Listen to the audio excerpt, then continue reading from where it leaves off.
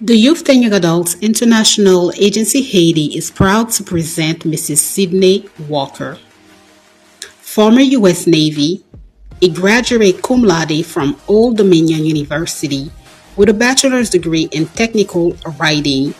Mrs. Walker is truly one of the best when it comes to the art of technology.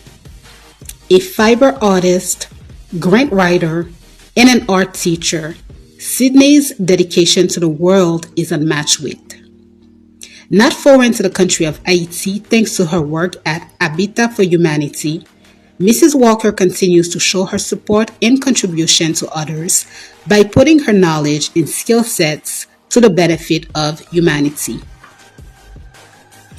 Join us on Sunday, June 22nd at 2 p.m. EST for a wonderful conversation related to the future of technology in the world. Again, Sunday, June 22nd, 2 p.m. EST, Instagram Live, Youth Agency International HT. I look forward to seeing many of you. Thank you.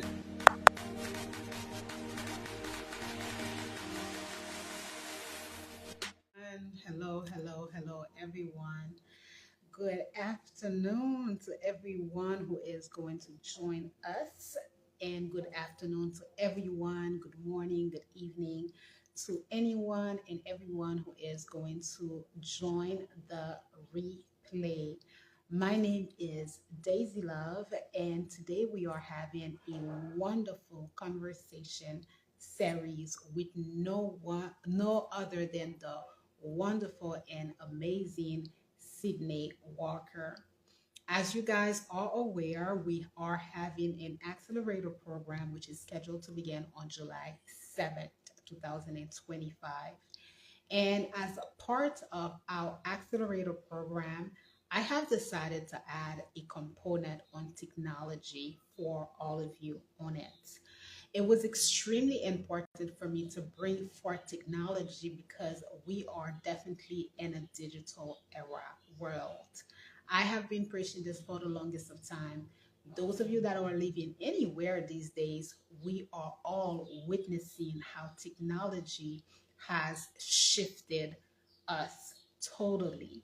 Therefore, it was really important for me to bring forth an expert on technology where we could understand what is AI, artificial intelligence. These days, we are hearing AI everywhere.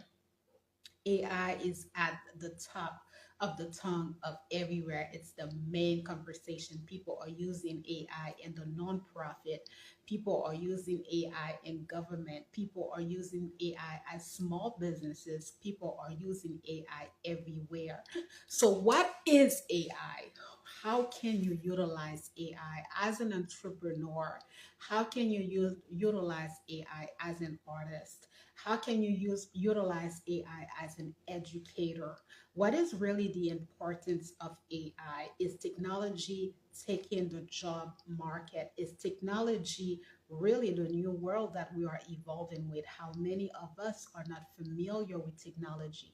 How many of us are, I don't like to say illiterate, but we don't understand or we don't know what technology is? How many of us are in the needs of incorporating technology into our business, right? So, this is all that myself and Sydney are going to be speaking about. Without further ado, let's welcome her. I am so happy to have her here with us. So, give me um, give me 1 second. I am going to. Okay. Let's wait and let's cross our fingers. And I do believe that she can. But yeah. Hello. Hi, Sydney. How are you doing? I'm doing very well. How are you doing today? I am doing really well. You look beautiful. You look Thank so you. beautiful. Thank you. First, Sydney, I really want to thank you for doing this for me, right? You have a busy schedule. Congratulations. You are a new graduate. You have a full summer coming up for you. You are also a working individual. and you have decided to take the time to bring forth your expertise for the youth agency. So I really, really want to thank you so, so very much for doing this for us. Um, do you mind letting the people know who you are, a little bit about your background in technology? How did you come about to being working with myself and just these little things? Absolutely. I would say that for me, technology is my interest in technology is comes more from aptitude than passion, I want to say. I've always had an aptitude for technology. I have a very analytical mind. When I enlisted in the United States Navy at 21, I was placed as a sonar technician due to my aptitude for technology. And I really enjoyed my role in, studying the natural sciences and how that integrated with the technology. And that really built the foundation of where I went with technology from there. In 2022 and 2023, I worked for TELUS International, which is now known as TELUS Digital. They are a private contract company who does AI optimization and tech development for larger corporations that outsource their development. So it's not as resource heavy to pay their developers to do it. So I got to play around with some earlier AI, including Google's Lambda, which was a language model for dialogue. So think if you have a Google Home in your home or an Amazon Alexa, that sort of thing. I was working on optimizing that technology to make sure it was picking up correctly on voice cues, and other AI similar to ChatGPT, just doing linguistics and checking to make sure that it was all, grammatically correct and, following what you would expect normal human syntax to sound like. My most exciting one was I got to work on the Google search AI feature that just rolled out, I believe, last year. So that was really interesting to work on the optimization program for that. And that's where I really started getting into AI. Before I really hadn't, just because I didn't really want to be involved in AI while I was in university, just with, you've got to be really careful with academic integrity, and even if you're working with AI and it's not with your coursework, it's a slippery slope. So for the most part I kind of stayed away from it. However, I had an internship with a software developing company last year, and they were really heavy with AI, and they did educational workshops, and it really created a safe space for me to explore AI further at an academic level and not really have it affect my academic integrity.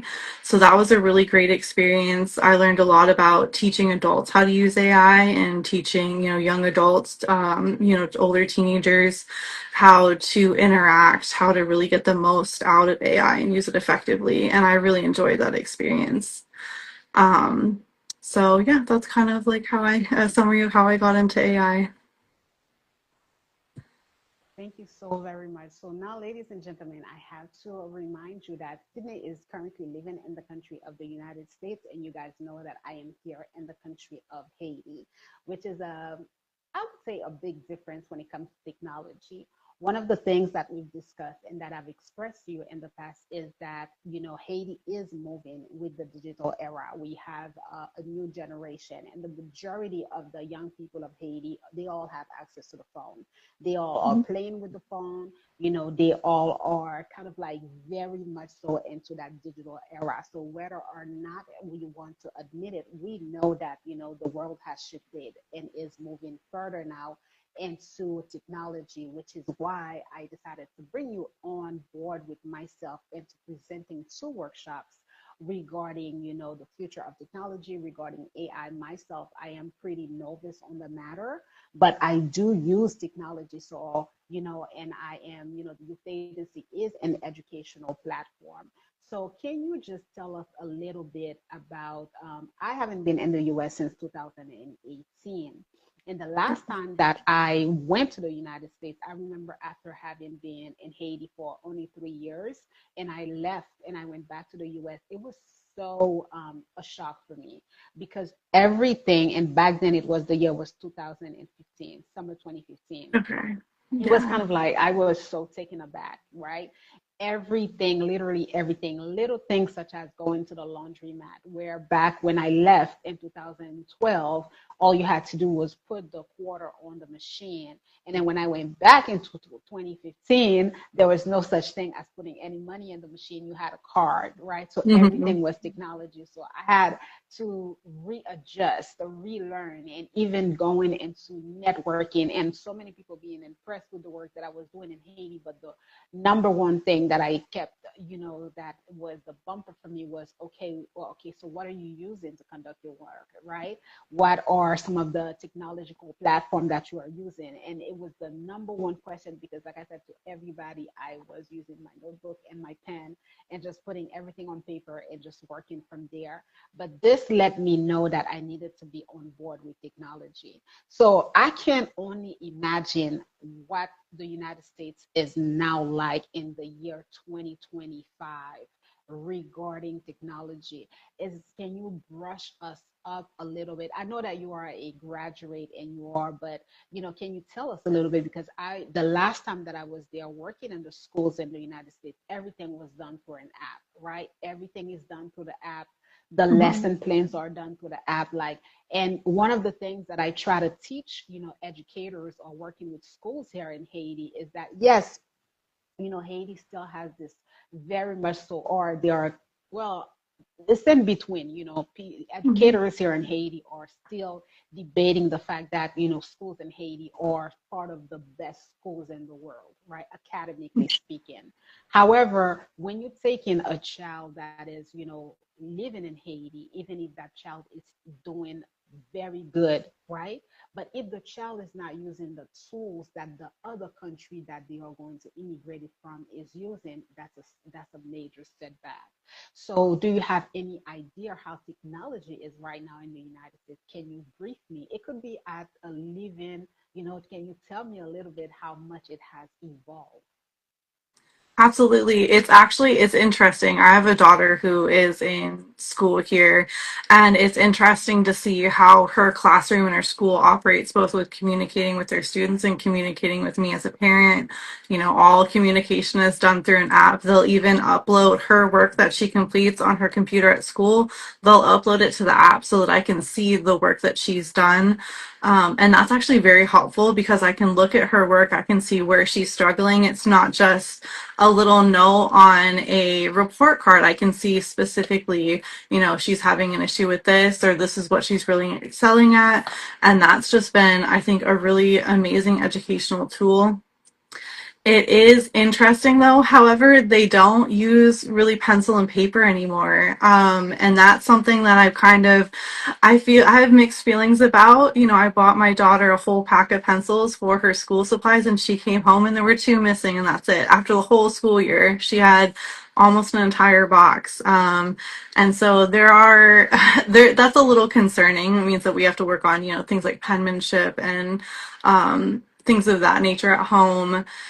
But I would say, yeah, it's predominantly online. All my college tests were online instead of coming into school. Frequently, we would just have that class day off for a test and we would just perform the test at home. And it would be through a proctor exam service. So I would say that technology is pretty much exclusively used in the educational sector, even for governments. You have to use the app to communicate with them frequently, especially city government. So there is definitely a huge push towards having everything be paperless, having everything run through an app. Kind of whether you like it or not, there's sometimes where I'd really just don't have the memory on my phone to download another app. So that's a little bit, can get a little bit tricky. But I would say as far as like technology, it kind of blows my mind. We have some of the oddest technology pops up in kind of the oddest places. We've got malls, for example, really large shopping centers, a lot of the mall maps are digitized now. So it's almost like a giant phone, and you have to scroll through the screen to find the store you're looking for, and you can click on it, it'll give you information. It's, so that's, just there's like little things like that that I'm like, okay, well, this is really interesting. Sometimes it's not nearly as functional when you have an interface like that. For example, we ran into the problem of you're essentially waiting in line for the people in front of you to get done with the map so that you can go and interface with it when it's just a static map, a whole map of the area. Anybody can walk up and peek at it and, not disturb the person that's in front of them or behind them. So we do kind of have to look at how we're advancing and whether it's helpful, and look at what we're, I guess, losing in the process. So I think that that's really important to remember, that it is important to move forward with the progress and stay with the time and the trends, but also remember that not we can over innovate sometimes. So that's really, I think, important as well. It's funny that you said that your daughter, who is still young, went to school, Yes. because my nephew, my oldest nephew, is, I think he's 17 now. And Hmm. when he was growing up here in Haiti, listen, he couldn't even hold a pencil. Weren't it for the fact that Haiti still used pen and paper, and when he was in school, he had to use it. It felt so foreign to him because all he had access to was the tablet, Okay. and the iPad, and just using that. So this was 17 years ago. So I can only imagine, and I didn't even know that now the new shopping things for the malls were done online. Is it the same? I would assume that it's probably the same regarding like medicine. Are they using and incorporating more technology with medicine? I mean, not medicine, Absolutely. medical use. Yeah, absolutely. So, I have another great example. So medications now, you fill out your medication request on this app. This is for my hospital. I'm not sure how, all the regional hospitals operate, but this is how they operate. You put in your request, through the app, and it is approved by your doctor. And then you just go up, and it's almost like a cross between a vending machine and an ATM. You go up, you put in your information, you scan your QR code, and then it unlocks the vault that has your prescription in it. So you don't have to go, drop off your prescription at the desk, come back in an hour, 2 hours, 3 hours, or wait for a phone call. You just put in your prescription and roll up when it's ready. So it's definitely, technology is absolutely everywhere. It seems like if there's an opportunity to insert technology into the situation to really like expedite the process, that's absolutely used. Same with transit tokens. When you're using public transit, it's all through your app. Scan it on your phone. If you don't, I mean, you guys have the same thing, as far as like, I believe for like Apple Wallet, where you can just have your cards on your phone, which is a little bit tricky. That's kind of a little bit of a security issue. So I'm not, I would make sure that you're careful with that. But yeah, it's absolutely everywhere. So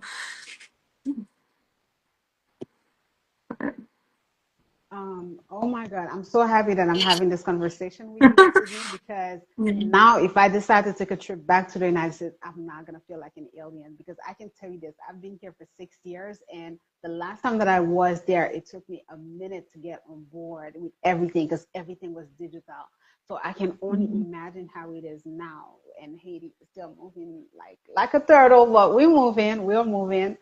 With that Absolutely. being said, what is, like, everybody talks about AI, and I want to start with the most simplest thing. What is AI exactly? What is it? Gotcha. Okay, so at the most basic level, AI is really just the ability for machines, computers, to perform tasks that typically require a human brain to do. That's really what artificial intelligence is at its core. So you can think things like speech recognition, decision making, translating languages, even analyzing photographs, doing research, doing like, reading through wide swaths of the internet to, gain access to research ideas, things of that nature. And it's AI has actually been around for a lot longer than people think. It's been, I think, incubating for a long time, and now all of a sudden it's here. But it's actually been around since the 1950s, which is really interesting. Exactly. The first AI was the Turing test at Dartmouth College here in the United States. And that was just an experiment by Dr. Turing to see if machines had the ability to learn. And him and a couple other scientists did figure that out. And about a decade later was the first application of artificial intelligence, which was called the logic theorist. And so that was a computer that was designed to solve complex calculus problems, like complex mathematical problems. And that was the first true application of AI technology. So that was back in 1965, I believe. And so essentially since then, AI has been being incorporated slowly in different ways. Just now it has become so powerful because they have introduced the large language models, the LLMs, and generative AI. And that's where we're seeing this huge boom in the technology as we've made it to the point where computers have the capacity to assess and like regurgitate knowledge as if they were human. And so that's, I guess, at the root of what AI is. But yeah, the AI that is really groundbreaking right now is the generative AI. And so that's what we're really seeing with the videos, the photographs, the writing and things of that nature. Okay, the generative AI, how do people incorporate that? Like, how is it used?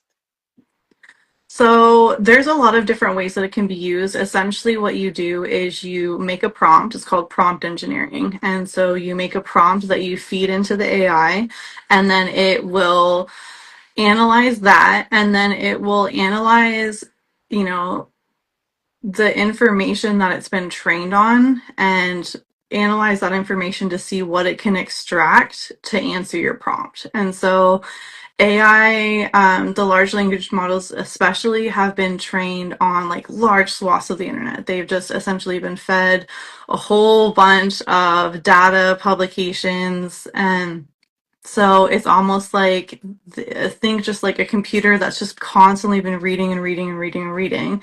And then so when you ask it a question, it's kind of a know-it-all. It's like, well, let me see what I know about that and how the things that I know plug into the things that you're asking me. And so that's kind of how it works. And so for I don't know why I'm having such a hard time saying it. The AI is able to be trained by you as the user to really hone in on specifically what you're asking for. And so that's where we're seeing, a lot of applications for business owners, corporations, entrepreneurs, students, things like that, because you can build, this is in the workshop, but that I go through this, but you can build, personas, or you can build these little packets of information of what you want to focus on. And you can give that to the AI with your prompts, and then they'll be able to come up with an answer to your question that's within the parameters that you've given them, that's also considering who your audience is, who you are as a business, the things that matter to you, and pull all that from just the knowledge that it's been trained on from the internet. So I hope that makes sense. It's kind of like a long answer. Thank you. It's a very, very detailed answer, but it definitely makes sense.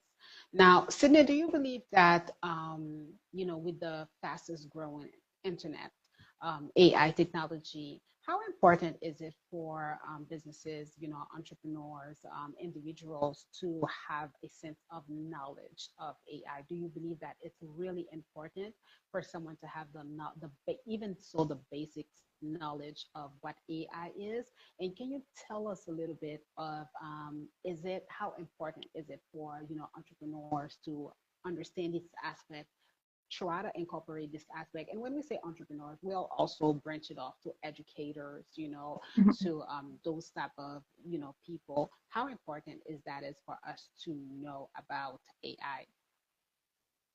Absolutely. And I would say that everything, all the information I'm giving, although I will point it towards business and entrepreneurs, it is really applicable across all industries. As a technical writer, that's kind of what I do is I take very technical information and make it a little bit more general so that it can apply to a wide audience. Um, but I would say that AI is for better, for worse. It's definitely here to stay. It's definitely going to keep evolving. Although there are, some pretty large risks with it, when used effectively, it can be very helpful for businesses, very helpful for people. And it's going to be really important that people do educate themselves on how to use it, specifically how to use it efficiently, effectively, and safely. That's my biggest concern in teaching people how to use AI is I want them to be safe. I want it to be effective and efficient as well. AI is a huge draw on resources, and that's one of the ethical considerations with using AI.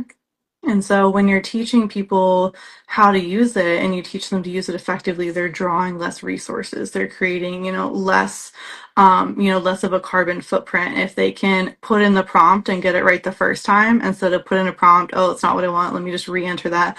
And, they do that 4 or 5 times, and that's going to generate a huge amount of drawn resources. And so it is, sorry, I kind of got off track there. It is really important that people do understand how to use it, do understand how to protect themselves, because it's not going to go away. And you're here soon, if not really already. People who are not already kind of curious and learning about AI and reaching out, they're going to find themselves behind the curve. um, as AI advances, which it's going to continue. It's going to continue. We're not even like at the peak of what it's capable of right now. Um, you're going to find the late bloomers or the people who kind of hop on later are going to be well behind the curve. They're not going to be as comfortable with the tools. They're just it's there's going to be a huge disparity between the people who understand the technology and the people who don't. And that's again like one of the things that I really care about is not so much the technology but the social justice aspect of it. When you have technology, and you have, marginalized populations and you have underserved populations, they typically fall behind when there's huge advances like that because they are not given the proper tools, they're not given the proper education, and it creates a larger social divide. And so, definitely like equity through education is a huge belief of mine. And so I guess, yeah, that's what I would have to say about that is I definitely think it's really, really important that people stay educated and make sure that even if you're not using it yourself, like read articles, kind of look it up. If something comes across your feed that's about AI, just like give it a quick read and make sure that you're understanding what's happening. Even if maybe you don't want to use it yourself, you don't really think it fits in, just make sure you understand what's going on. Now, I want everyone to know that I am not a tech person, okay? I have to do with and I use it, but I actually got the pleasure to meet Sydney last year. She worked on a demo for a company where she was interning, and I was mesmerized and taken aback with the work that she provided at such a very short amount of time. Some people are just tech savvy and they know their things. And one of the things that I really, really took from what you showed around that time was the simplicity, the language simplicity. Because, for those of us who are not tech savvy, tech language can be very kind of like foreign to us. It's kind of like, okay, what is this?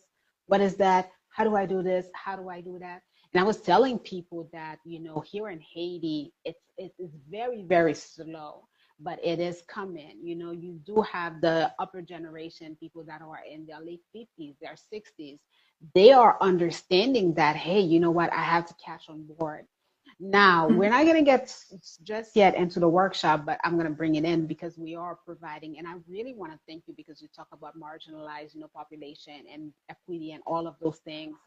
And, one of the things that the youth agency wants to do is to bring forth, the people, especially the people of Haiti, on board with the world. We don't want to be left behind. Haiti, yes, people continue to say Haiti has suffers and Haiti continues to suffer. It is the truth. However, Haiti has a very vibrant population, and the youth of Haiti are here. They are present, and they want to have access to those information.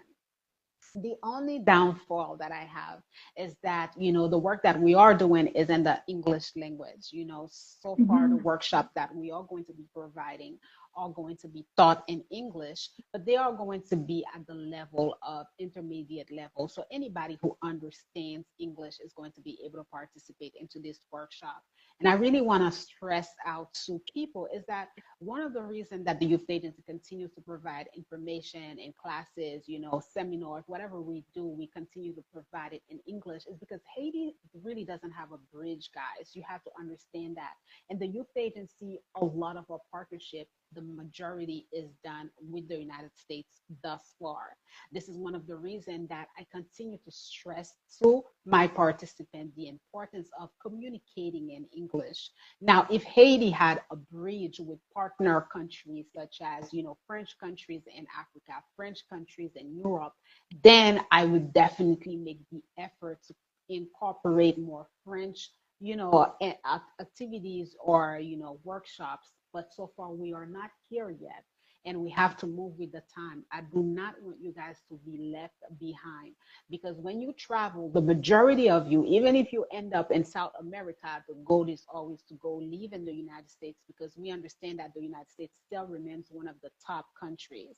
So we have to talk English. But, the workshop that Sydney has worked on, it's really myself, I'm going to participate as a participant because I have to learn with you guys. And when I put it out, I really wanted to make sure that everybody is going to be on board with the world because you guys are hearing what she has to say. And, we all see it.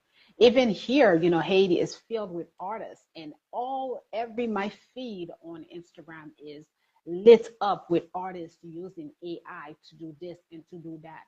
Now, do you feel like AI is going on the job front, on the job market front? Do you feel like it's going to be removing a lot of the jobs? Or do you think that it's actually going to replace job? Or is there now a lane for a lot of like technological jobs happening right now? What would you say? Absolutely. I would say that looking to the future, we will certainly see certain careers disappear, or at least the need for them to, they'll go away. But at the same time, we're going to see a rise in, career paths that support AI and that support software development, like fields like cybersecurity. Cybersecurity is a severely undermanned but rapidly growing field at the same time, and it's still projected to be undermanned for like the next 10 years, at least here in the United States. Software engineering, because AI can write code, we don't necessarily need as many software developers anymore. But people who are some software engineers, kind of the nuances between the two are a little bit tricky, but essentially we need people who can identify where the errors in the code are when they've been produced by AI. We need people who can build the structures to be able to input the AI technology into. We need people who can do data analytics. We need people who can do what I did. So AI optimization, it constantly needs to be trained. There's times where it'll spit out something that's not right, and so that has to get kicked back to the developers. They have to figure out why it made this choice. Was this the right choice? And so you're gonna definitely see a rise in those careers. There's already a deficit. So while it's scary to say that it will certainly get rid of some career paths, it will open up others. And so where we kind of see the unfortunate bit of that is that these aren't necessarily skills in one don't necessarily relate to the skills in the other. So, say for example, you have a very analytical mind, you're going to do well in the tech field. But if you, if you don't, that may be a field that you're going to struggle with. And so it's just kind of balancing. Okay, if I need to get in technology, what is it I'm going to be good at? So you may not be good at data analytics, but cybersecurity might be for you. So it kind of just, it's about taking your aptitudes and your passions and seeing which pathway would be right for you. But there's always going to be a pathway forward. So, but yes, it is. It's a very disruptive technology, and so disruptive usually has negative connotations, but in this case, it doesn't necessarily have to be negative. It's absolutely going to bring change. It already has. Like I said, especially in the workforce, but it's just kind of figuring out the best way to move forward with it in a way that will benefit you. So,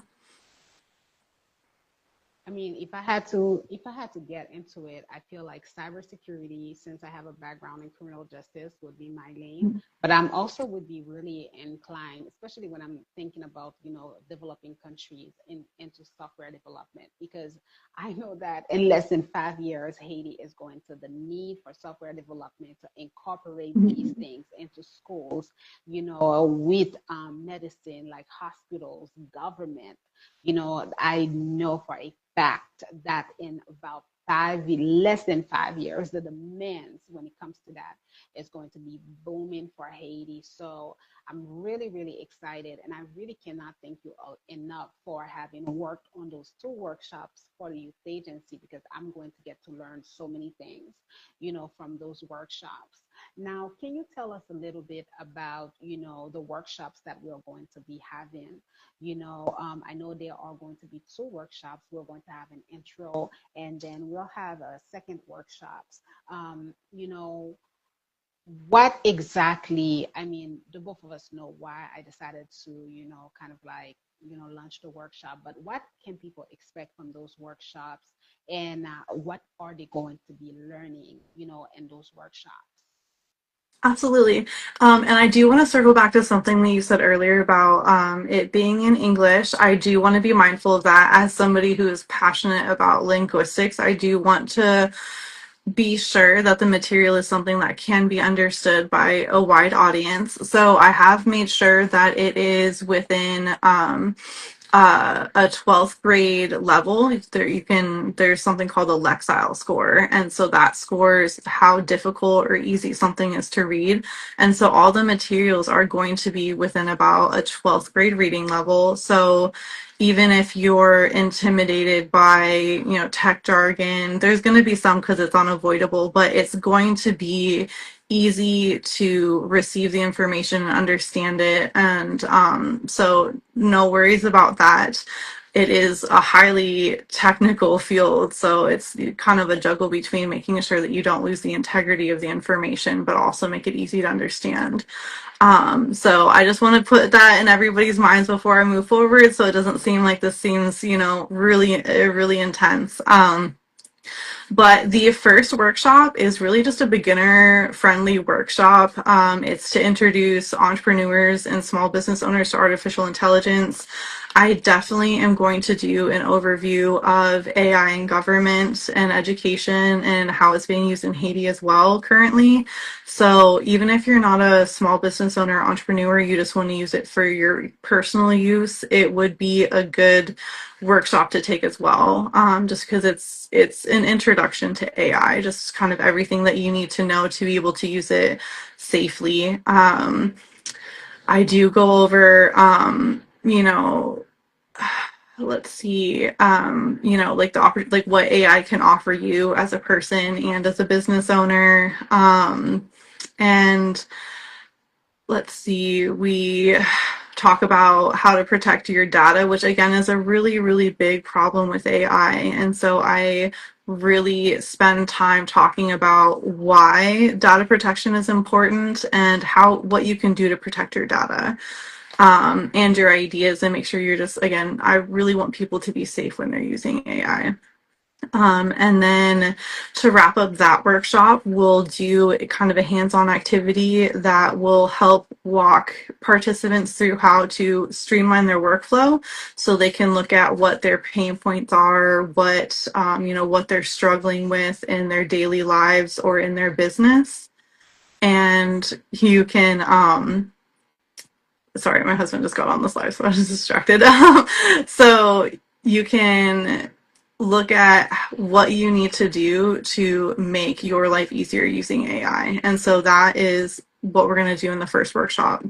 And then the second workshop is really just an in-depth how to use it efficiently and correctly. So we'll again go back into protecting your data. We'll dive a little bit deeper into that. That's something that I said I really care about. And then we'll go into how to edit AI writing so that it comes across as more natural. It doesn't sound like a robot. It's not overly vague. It's not impersonal. That's really one of the most egregious misuses of AI that I see on the daily is just things that have been copy and pasted from AI. They haven't, personalized their prompts. They haven't, really added any personal touches to make it seem like you're not just reading something that a robot spit out. And so that will be the focus of the second workshop, is just really diving deep into different techniques to use it efficiently. And so we'll also work on how to incorporate your brand voice into AI. So as I said before, we were talking about persona packets. So you essentially write up, what your company's persona is, what are the values, what tone do you want to use, what is your company brand voice. And then we'll look at what your audience is, somebody who has an audience of, 25 to 45-year-old women for a wellness brand has a completely different audience than somebody who's trying to sell dirt bikes. And so you put together a package for your audience and give that to the AI, and then they will provide you something that's really meaningful for you and for your audience.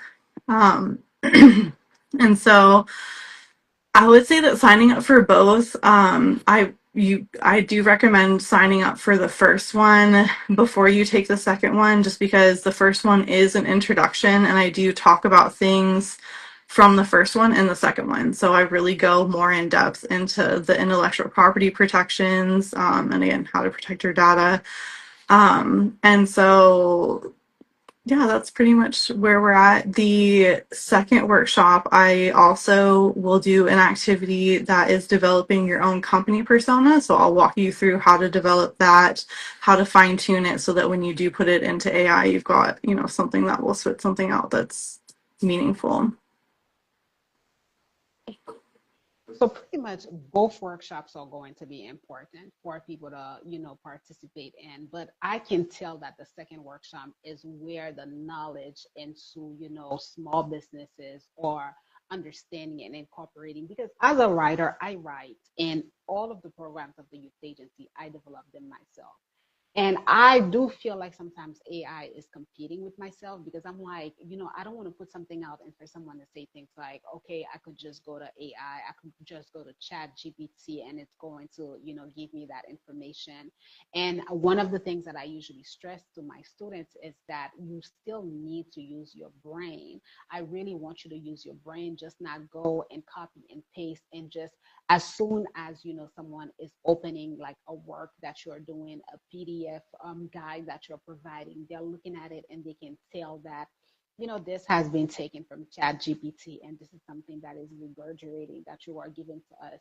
So I feel like even for myself, because sometimes my workload does pile up because I have to do a lot of writing, so it will be very much so a very efficient workshop to take part in, because what it does is that it teaches you. Because one of the things that I used to be a part of the people saying is that, oh, AI is making people dumb. It's really not, giving people the opportunity to use their brain to create and to develop. Whereas listening to you, and especially you speaking about that second workshop, you're saying that actually, no, AI does support whatever activity that you are doing, because with AI and through AI, what you are essentially doing is kind of like diminishing your workload, but also utilize it at the top level, which is what probably the majority of people are failing to do, because you don't want to be, especially you are an artist. I know that you are an artist. I work a lot with artists, and artists who succeed are people who are authentic. So if you are not being authentic with your work and you are constantly using AI to do things, people can see it. And I do find that it's fairly popular, but a lot of us that are and still kind of like in between generations, we don't go for that. We don't necessarily go for that AI, right? So I feel like being a part of the second workshop is going to support individual who really want to, bridge the gap. Like, hey, you know what? I'm really interested about AI, but how do I make it authentic to myself? How do I make it authentic to my work? How do I make it authentic to my business? So would you say that everything that I sums up is pretty much what that second workshop is going to be about, right?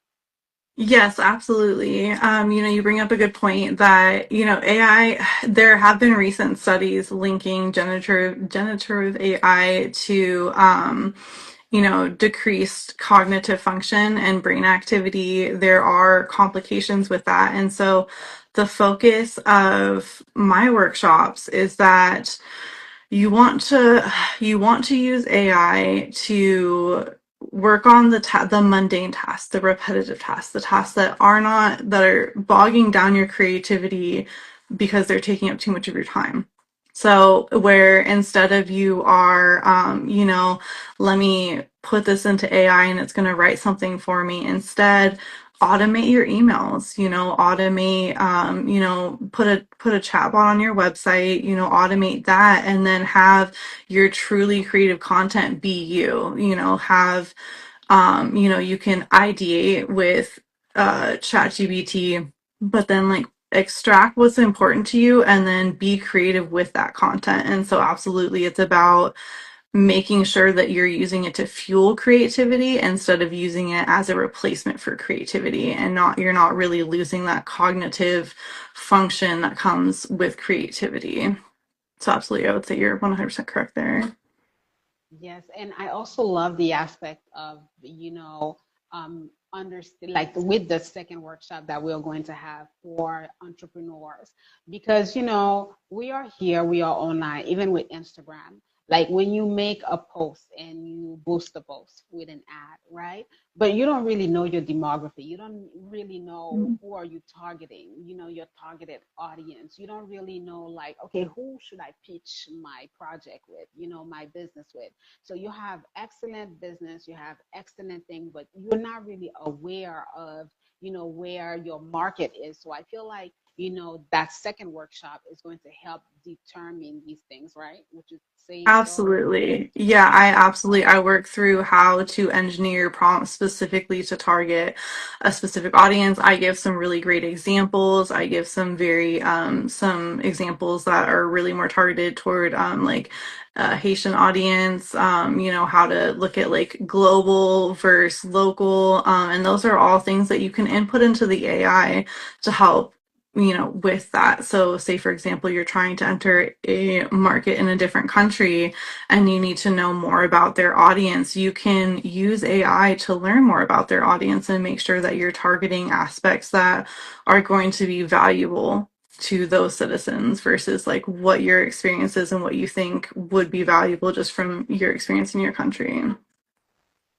So Wow, this sounds so interesting, because even with my clients that are, into the market needs of Haiti for a business, I feel like this would be like a great workshop that they can take part in to get to know more into, the global market of Haiti, how they can target their niche, when they're coming in, how to position themselves. So I'm really, really excited about yeah. this workshop. Now, one thing that I want to tell the audience is that those workshops are going to be available through the accelerator program. Now we have two sessions with the accelerator program. Our first session is going to be on July 7th to the 28th.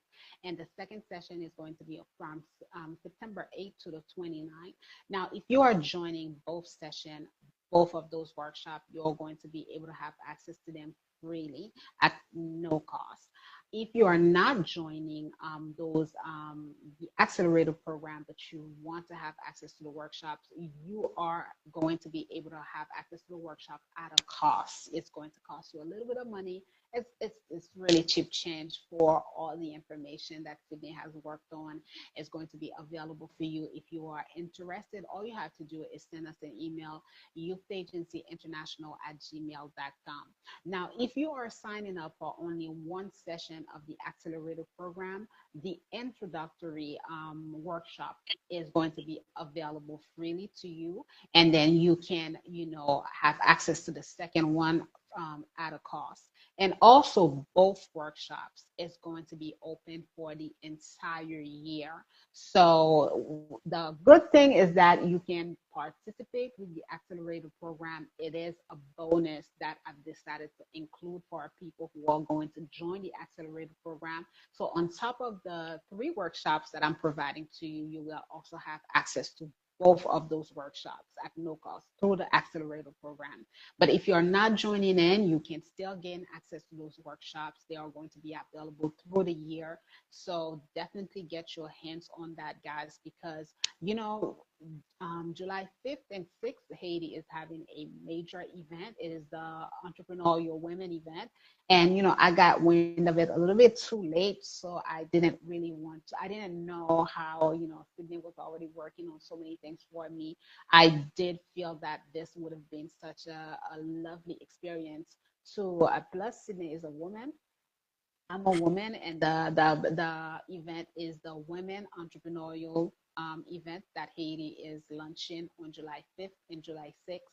And I just feel like it would have been a superb way to kind of like break through and present those workshops. But we didn't have the chance to participate earlier. Maybe I will attend, and I will present also the workshops, the accelerated program that we are doing, because so many women and men, so many people are in the quest of that.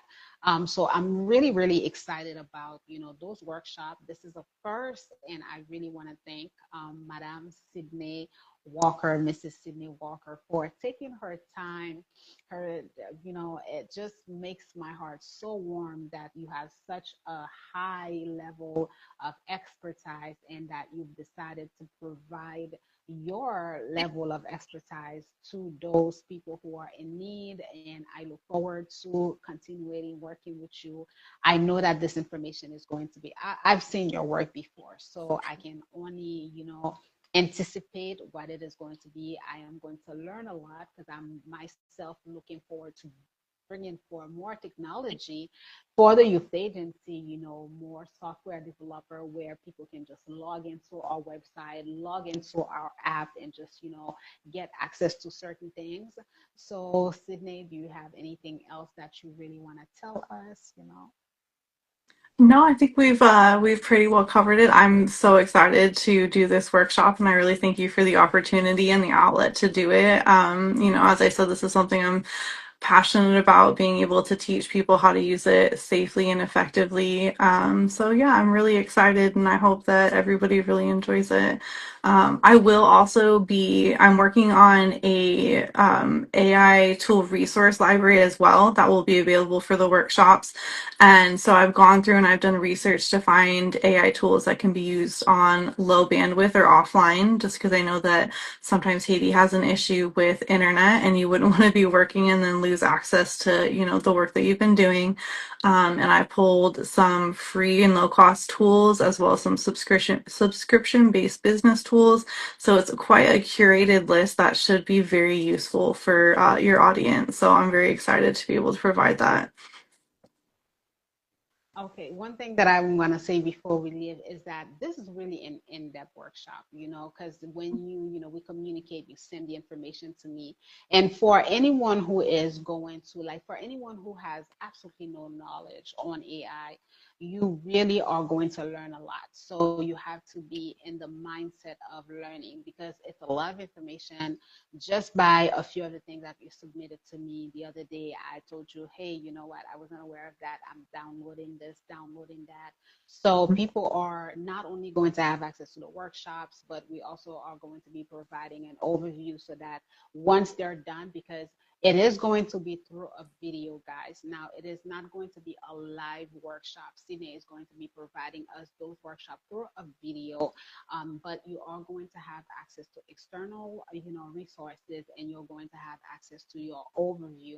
The video link is going to be open from the duration. If you are joining the program, it will be open for the duration of the program to support you in that, probably the last week. If you're not joining the program and you want to, once you have that, the videos are going to be open for about 8 days for you to like understand it, work the materials, ask questions and everything. And you'll have, once the video is over, guys, you will have access to the overview of the workshop that you paid for, as well as you'll have the links for external resources that you can always go back to and reread, we have access to, and all of that. And then maybe as a bonus, I may provide, like, let's say that you've already paid for the workshop and you participated, but you needed to have access to it a second time. I may let you have access to it for a couple of days or so, because I know that for those of us where tech is not like our A1, it may take a little longer for us to understand the material. So I have absolutely no problem with that. Well, Sydney, I think that this was it. It was really nice. It was direct and to the point. I am so thankful for you. Thank you for participating into the conversation series. I appreciate you so much. I cannot thank you enough because you've been working with me for the entire year. People are seeing us just now, but we've been communicating, and you started to work on this project for me. And it's taking a good chunk of your time, and you're practically doing it at no cost for myself, for the youth agency. And I really want to thank you so, so very much for that. Thank you for your time. Thank you for your knowledge. Thank you for everything that you've been doing. I appreciate you. Absolutely, thank you. And I, like I said before, I really appreciate this opportunity. I love working with you, and I'm really excited for us to provide your participants with this workshop. I'm very excited. Thank you. Thank you very much. Please send my regards to your family. And I guess this is it for our conversation. Have a beautiful rest of the day. Absolutely. Bye. Bye bye.